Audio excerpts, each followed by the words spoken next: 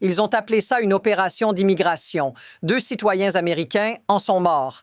C'est là que la contradiction commence. À Minneapolis, des agents fédéraux ont mené une opération censée être administrative. Elle s'est soldée par des tirs à bout portant. Pas à la frontière, pas dans un contexte de guerre, en pleine ville, sous les yeux de civils. Si vous pensez que cela ne vous concerne pas, posez-vous une question simple. Que se passe-t-il quand une agence fédérale ne distingue plus ses cibles du reste de la population? Parce que ce jour-là, cette frontière a disparu. Un infirmier, syndiqué, sans casier judiciaire, touché par 10 balles alors qu'il observait la scène et aidait quelqu'un. Une autre personne abattue lors de la même opération. Et presque immédiatement, un changement de récit officiel évoquant des menaces extrêmes, un danger imminent. Mais voici la partie que personne ne voulait voir venir. La garde nationale n'a pas été déployée pour soutenir les agents fédéraux. Elle a été appelée pour contenir la réaction du pays réel. À partir de ce moment-là, ce n'était plus une opération, c'était une crise. Ce qui s'est passé à Minneapolis n'est pas apparu par hasard. Les tirs mortels s'inscrivent dans une opération baptisée Opération Metro Surge, présentée officiellement comme un renforcement de l'application des lois sur l'immigration à l'intérieur du pays. Mais regardez de plus près. Il ne s'agit pas simplement de plus d'agents ou de plus d'arrestations, il s'agit d'un changement de posture. L'opération a impliqué des équipes fédérales équipées de matériel tactique, utilisant des véhicules banalisés, opérant dans un environnement urbain non frontalier. Ces agents dépendaient d'ICE et de la CBP, des agences historiquement orientées vers le contrôle aux frontières, pas vers le maintien de l'ordre au cœur des villes. Voici la question qui change la lecture.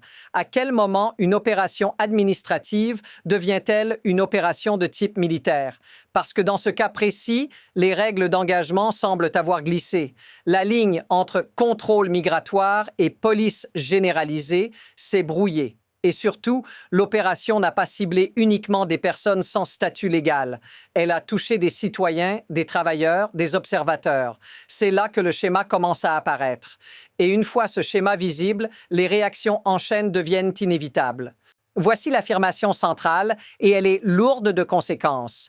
Ce qui s'est produit à Minneapolis indique que l'usage de la force létale n'est plus une exception dans les opérations fédérales intérieures, mais un outil accepté du dispositif. Dans le cas d'Alex Pretty, les agents ont tiré 10 fois à bout portant. 10 tirs, pas un tir de sommation, pas une neutralisation progressive. Pretty n'avait pas de casier judiciaire, n'était pas visé par l'opération et se trouvait sur les lieux en tant qu'observateur aidant un civil. Ce niveau de force correspond habituellement à des scénarios de combat actifs, pas à une opération administrative. Ce détail change tout. Parce qu'il révèle que les règles d'engagement appliquées ce jour-là ne faisaient plus la distinction entre menace armée imminente et simple présence civile.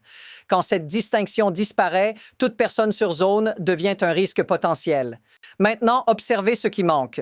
Aucune démonstration claire d'une menace immédiate proportionnelle à cette réponse, aucun effort visible de désescalade.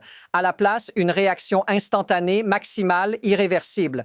Et juste après, un autre signal d'alerte. L'administration a cherché à redéfinir les victimes, parlant de comportements extrêmes, de dangers latents. Mais voici pourquoi ce détail est crucial. Quand le récit devient nécessaire pour justifier l'action, c'est que l'action elle-même ne tient plus seule. Et c'est là que l'escalade commence réellement. Après les tirs, la situation ne s'est pas calmée. Elle s'est durcie. Ce qui devait être une opération ponctuelle s'est transformé en précédent. Et les précédents, une fois établis, deviennent rapidement des normes. Regardez le mécanisme. Des agents fédéraux opèrent dans une grande ville sans coordination locale claire, avec des règles d'engagement élargies. Puis, face aux conséquences, le réflexe n'est pas la retenue, mais la justification. C'est ainsi que des pratiques exceptionnelles commencent à se banaliser. Dans l'histoire récente, chaque fois que ce seuil a été franchi, le retour en arrière a été lent, conflictuel, coûteux. Ce qui choque ici, ce n'est pas seulement la violence, c'est sa normalisation. Des équipes dites de réponse rapide, en tenue tactique, dans des véhicules non identifiés, appliquant une logique de confrontation là où l'on attendrait du contrôle administratif. Ce type de posture était autrefois réservé à des situations extrêmes. Elle apparaît désormais dans la vie quotidienne. Et pendant que cette logique s'installe, un autre phénomène se produit. Les autorités locales prennent leur distance. La coopération s'effrite. La confiance, déjà fragile, se fissure encore. Mais c'est à ce moment précis que l'histoire accélère. Parce que lorsque la violence se normalise, la réaction ne reste jamais confinée au terrain sécuritaire. Elle déborde. Puis un deuxième niveau de preuve apparaît, plus dérangeant encore, parce que pendant que les autorités parlaient de menaces et de sécurité, leurs propres actions racontaient une autre histoire. Après les tirs, plusieurs procureurs fédéraux à Minneapolis ont démissionné. Pas discrètement, en bloc. Leur motif n'était pas politique. Ils refusaient de participer à des enquêtes orientées non pas vers les agents ayant tiré, mais vers les victimes elles-mêmes.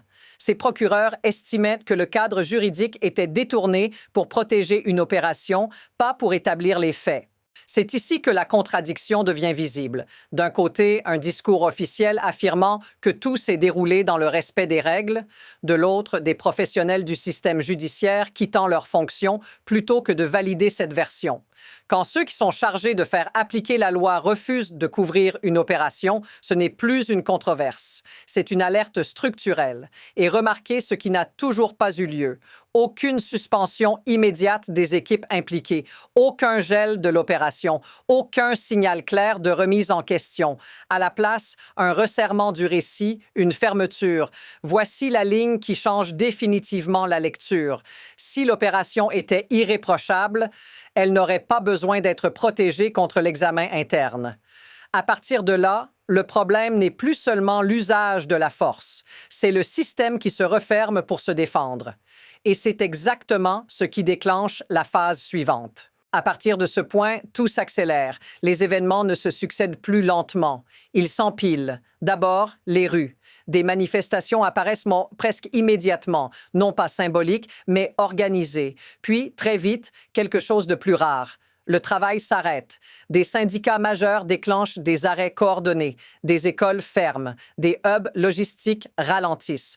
L'aéroport de Minneapolis-Saint-Paul voit son activité perturbée. Ce n'est plus une contestation. C'est une pression directe sur l'économie locale. Ensuite, le politique. Le gouverneur active la garde nationale, non pour appuyer l'opération fédérale, mais pour contenir les retombées civiles. Ce détail est crucial. Il signale que l'État fédéré se prépare à gérer une crise, pas à collaborer à une mission. Enfin, le signal le plus inquiétant. La coopération entre forces locales et fédérales se fige. Quand la police de proximité se désolidarise, le contrôle du terrain devient fragile. Tout cela se produit en quelques jours, sans plan de sortie clair, sans désescalade annoncée. La question n'est plus de savoir si l'opération est contestée. La vraie question est plus simple et plus dangereuse. Que se passe-t-il si cela continue? Maintenant, sortons des communiqués et des institutions. Regardez cela depuis votre point de vue. Si vous allez travailler ce matin-là, si votre enfant va à l'école, si votre quartier dépend des transports, des hôpitaux, des commerces locaux, ce type d'opération change immédiatement votre quotidien. Des centaines d'entreprises ont fermé temporairement. Des écoles et des services publics ont suspendu leurs activités. Des travailleurs ont cessé le travail, non par idéologie, mais parce que le système autour d'eux devenait imprévisible. Ce qui frappe ici, ce n'est pas un slogan, c'est l'effet concret. Des salaires perdus, des vols annulés, des rendez-vous médicaux reportés. Quand la sécurité devient une source d'instabilité, ce sont les gens ordinaires qui absorbent le choc. Et voici le point clé. Ces conséquences ne touchent pas uniquement les personnes directement visées par l'opération. Elles s'étendent aux citoyens, aux résidents légaux, aux familles entières. La frontière entre eux et vous disparaît très vite. C'est à ce moment-là que la colère change de nature. Elle n'est plus abstraite, elle devient personnelle. Si cela vous semble familier, dites-le dans les commentaires, parce que ce ressenti collectif prépare déjà la suite.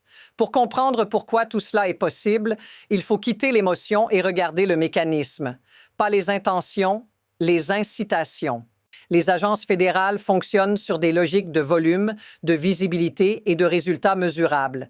Plus d'arrestations, plus de présence, plus de démonstrations de force. Dans ce cadre, l'escalade devient rationnelle.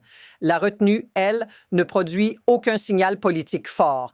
Ajoutez à cela le spectacle, des équipes tactiques, des véhicules non identifiés, des images fortes. Ce type de mise en scène transforme une opération administrative en message de pouvoir. Mais ce message a un coût. Il repose sur la peur comme outil de contrôle. Et la peur est instable par nature. Voici l'insight central. Le système ne récompense pas la désescalade. Il récompense ceux qui tiennent le terrain, même quand cela fracture la société autour d'eux. Tant que les conséquences économiques et politiques restent diffuses, la machine continue. Mais à Minneapolis, ce calcul a été perturbé. Le travail s'est arrêté, les entreprises ont paniqué, les alliances politiques se sont fissurées, le signal est remonté dans le système. Et quand les incitations changent, les comportements suivent. La question devient alors, jusqu'où ce mécanisme peut-il être ajusté avant de se briser? À ce stade, deux trajectoires se dessinent. Aucune n'est stable. Toutes les deux comportent des risques. Première possibilité, l'administration ralentit sans l'admettre, des changements de personnel sont annoncés. Le ton officiel se fait plus prudent. Des discussions constructives sont évoquées avec les autorités locales. C'est une tentative de refroidissement. Moins de visibilité, moins de confrontation directe. L'objectif n'est pas de changer la stratégie, mais de réduire le coût politique immédiat. Gagner du temps, laisser la pression retomber. Deuxième possibilité, l'opération se poursuit, mais sous une autre forme, moins spectaculaire, plus diffuse, les mêmes objectifs appliqués de manière plus discrète. Cette voie évite l'affrontement frontal, mais elle entretient la tension, parce que rien n'est réellement résolu. Dans les deux cas, l'incertitude domine. Les syndicats observent, les autorités locales se préparent, les entreprises recalculent leurs risques. Personne ne considère la situation comme réglée. C'est là le point crucial. Quand tous les acteurs se mettent en position d'attente, cela signifie qu'un nouveau mouvement est déjà en préparation. La prochaine décision ne sera pas annoncée à l'avance. Elle émergera sous pression. Et c'est précisément ce qui rend la suite imprévisible. Ce que Minneapolis a révélé n'est pas seulement une crise locale, c'est une limite systémique. Lorsqu'une opération fédérale censée maintenir l'ordre déclenche des grèves, fracture les alliances politiques, inquiète le monde économique et pousse les autorités locales à se protéger, ce n'est plus une démonstration de force. C'est un signal de fragilité. Le pouvoir paraît fort jusqu'au moment où il devient coûteux à exercer. L'histoire se résume ainsi. Ce n'est pas la loi qui a perdu le contrôle, c'est la méthode. Et quand la méthode crée plus d'instabilité que le problème qu'elle prétend résoudre, le système entre en tension permanente. La question maintenant n'est pas de savoir si ce type d'opération continuera. Elle est plus profonde. Combien de fois peut-on pousser un système avant qu'il ne commence à se défendre contre son propre centre? Ce dossier ne s'arrête pas ici. Minneapolis n'est qu'un point de départ. Les mêmes mécanismes sont déjà visibles ailleurs, à des degrés différents, avec les mêmes lignes de fracture. Si vous voulez comprendre ce qui vient ensuite et comment ces tensions redessinent le rapport entre l'État, l'économie et les citoyens, abonnez-vous. La suite est déjà en train de s'écrire.